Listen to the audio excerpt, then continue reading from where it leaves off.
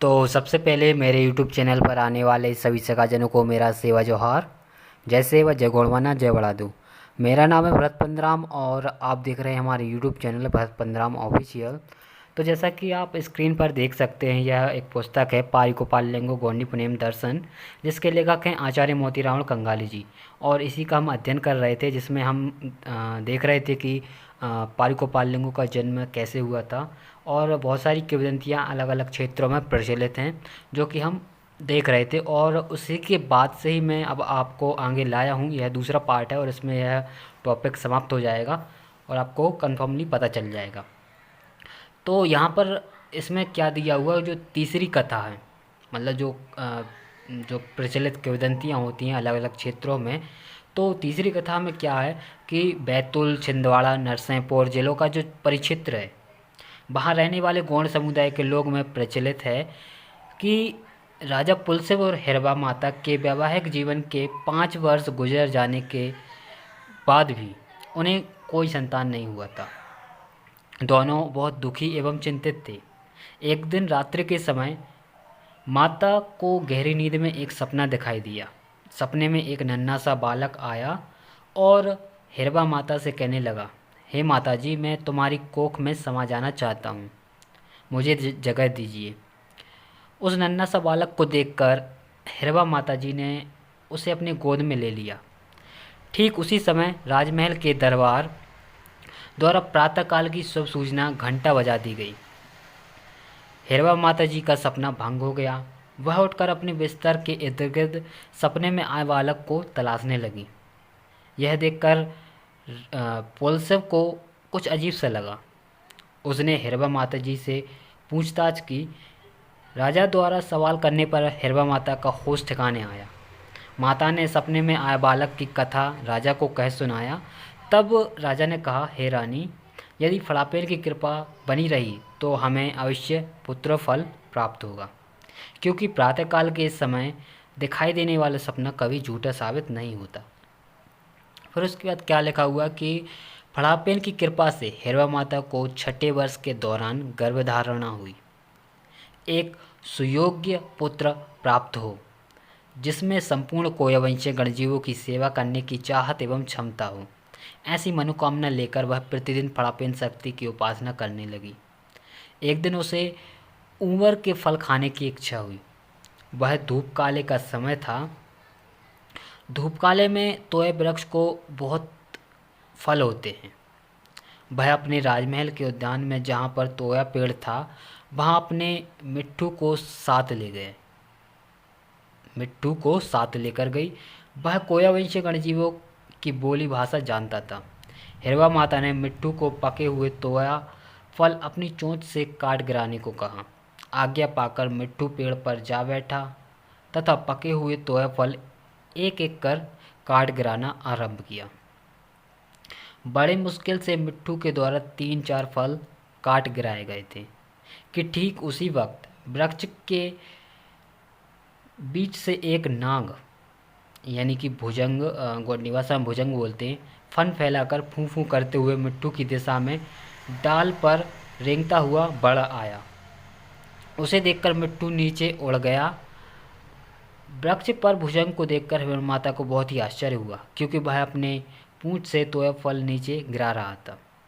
भुजंग द्वारा गिराए गए फल कैसे खाए, यह सवाल हिरवा माता के सामने उपस्थित हो गया।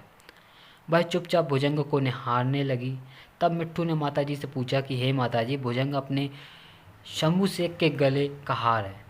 उसके द्वारा गिराए गए फूल खाने से विषबाधा नहीं होगी, बल्कि इन फूलों से शंभू शेख का आशीर्वाद अपने गर्भस्थ शिशु को प्राप्त होगा। हे माता जी, तुम्हारी इच्छा पूर्ति हेतु वह फल नीचे गिरा रहा है। कृपया इन फलों का सेवन कीजिए। मिट्ठू के मुँह से यह वचन सुनकर हिरवा माता को और भी आश्चर्य हुआ। वास्तव में भुजंग अपने पूंछ से फल गिराता जा रहा था, मुँह से नहीं, इसलिए विषबाधा होने का सवाल ही नहीं था। यह सोचकर हिरवा माता जी भी जी भर कर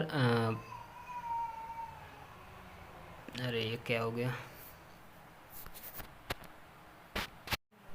यह सोचकर हिरवा माता ने जी भर कर पके हुए तोया फल खाए।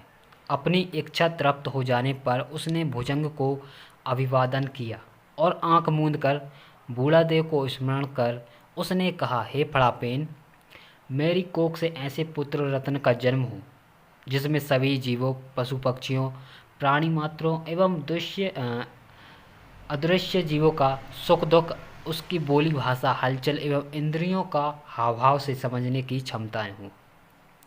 ऐसी प्रार्थना कर हिरवा माता अपने मिट्ठू के साथ लेकर राजमहल लौट आई। संयोग की बात यह थी कि उस वक्त हिरवा माता जी की गर्भावस्था का समय पूर्ण हो चुका था। उसी रात्रि को उसके गर्भ का शिशु सपने में आया और कहने लगा, हे माता जी, तुमने मुझे अपनी कोख में जगह प्रदान कर बहुत उपकार किया है। अब मेरा समय पूरा हो चुका है, इसलिए मुझे संसार में पदार्पण करने का मार्ग बताइए। सभी जीवगण जिस मार्ग में जन्म लेते हैं उसी मार्ग से मेरा जन्म हुआ तो मुझे और अन्य प्राणी मात्रों में कुछ भी अंतर नहीं रहेगा। यदि मैं तुम्हारे नाक से जन्म लेता हूँ तो लोग मुझे सर्दी कहेंगे, कान से जन्म लेता हूँ तो कानूला कहेंगे, मलद्वार से जन्म लेता है तो घृणा करेंगे और मूत्र द्वार से जन्म लेता हूँ तो पेशाब कहेंगे तथा मुख से जन्म लेता हूँ तो थूक कहेंगे। इसलिए हे माता जी, तुम मुझे कोई ऐसा मार्ग बताइए जो इन सभी मार्गों से परे है। अपने कोख के शिशु द्वारा किए गए सवाल पर हिरवा माता सोचने पर मजबूर हो गई। अंत में उसने गर्भ के शिशु से कहा, हे पुत्र, मेरी यह जो काया है उसमें केवल 10 द्वार हैं और उसमें से जन्म लेने का मात्र एक ही मार्ग है। जिस मार्ग से तुम मेरी कोख में समा गए उसी मार्ग से तुम जन्म ले सकते हो, क्योंकि मैं नहीं जानती कि तुम किस मार्ग से कोख में समा गए हो।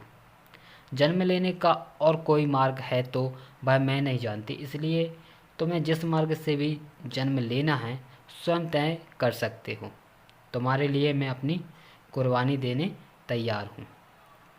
हिरवा माता जी का जवाब सुनकर बालक ने अपने माता जी के शीश को द्विभाजित कर जन्म ले लिया, परंतु आश्चर्य की बात यह थी कि जन्म लेने के पश्चात द्विभाजित सिर फिर से जैसे थे जुड़ गए। कुछ समय पश्चात जब हिरवा माता जी को होश आया तब उसने एक नन्हे से बालक को अपने बिस्तर पर हाथ पैर हिलाते हुए पाया। चकित होकर उसने अपने गर्भ को देखा। सभी कुछ साधारण था। यह समाचार जब पुलसिब राजा को कह सुनाया गया तब उसे भी बहुत ताज्जुब हुआ। इस तरह एक अद्भुत एवं अलौकिक शक्तिशाली पुत्र रत्न पाकर पुलसिब राजा को एक और आश्चर्य तो हुआ ही, दूसरी ओर खुशी की सीमा नहीं थी। उसका जन्मोत्सव संपूर्ण गणराज्य में हर्षोल्लास के साथ धूमधाम से मनाया गया। बालक का नाम कुपार रखा गया। कुपार इस गोंडी शब्द का अर्थ जूड़ा ऐसा होता है। सिर के बालों का जूड़ा जहाँ पर बांधा जाता है वहीं से उस बालक ने सिर को द्विभाजित कर जन्म लिया था, इसलिए उसका नाम कुपार रखा गया।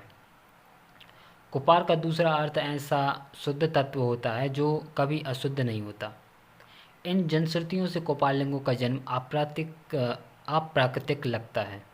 हो सकता है लिंगों को अद्भुत एवं अलौकिक बनाने हेतु ऐसे अप्राकृतिक किंवदंतियों का सहारा लिया गया हो। लिंगों के जन्म से संबंधित ऐसे ही अनेक कथासार कोयवंशी गौड़ समुदाय में आज भी प्रचलित हैं और उक्त तीनों कथासारों से पहानीपारी कुपालियों का जन्म भले ही अद्भुत रूप से हुआ हो, वह कोयवंशी गोंडी गोंदोला की सगावन गढ़जीवों का गोंडी पुनेमी गुरु मुखिया था।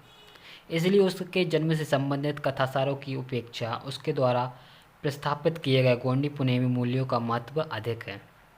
अध्ययन के दौरान हमें अपने अनेक बुजुर्गों द्वारा यह बताया गया कि जिस वक्त कुपालिंगों का जन्म हुआ उस वक्त जोरों से हवा बह रही थी। आकाश में काले काले बादल अचानक छा गए, बिजली कौंधने लगी थी और बादलों की गर्जना होने लगी थी।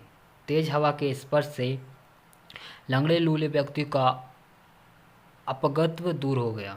बिजली की चमक से अंधों की आंखों में रोशनी आ गई। बादलों की गर्जना से बहरे व्यक्ति के कान खुल गए और साफ सुनाई देने लगा तथा मूसलाधार वर्षा में भीगने पर त्वचा रोगियों का रोग दूर हो गया। इस तरह जन्म लेते ही गोपाल लेंगु कोयवंशी गणजीवों की सेवा करना आरंभ कर दिया।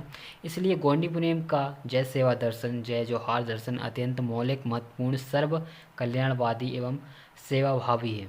सगावेन गणजीवों का सर्व कल्याण साध्य करना ही उसका अंतिम लक्ष्य है, इस बात की पुष्टि होती है। तो यह सब जानकारी इस वीडियो में हमें देखने के लिए मिली, जो कि आचार्य मोतीराम कंगाली जी ने अपनी पुस्तक में दिया हुआ है। तो बताइए आपको यह वीडियो कैसी लगी। अगर कि आपको यह वीडियो अच्छी लगी हो तो वीडियो को लाइक, कमेंट और शेयर भी कर सकते हैं। तो मिलते हैं अपन अगली वीडियो में, तब तक के लिए सेवा जोहार। जय सेवा, जय गौड़वाना, जय बड़ादेव।